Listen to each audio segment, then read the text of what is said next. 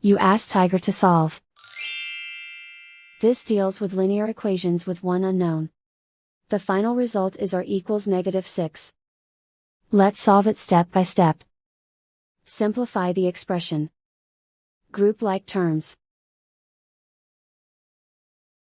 Simplify the arithmetic. Group all constants on the right side of the equation. Subtract 3 from both sides. Simplify the arithmetic.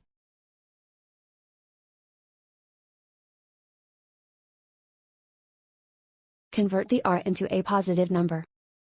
Multiply both sides by -1.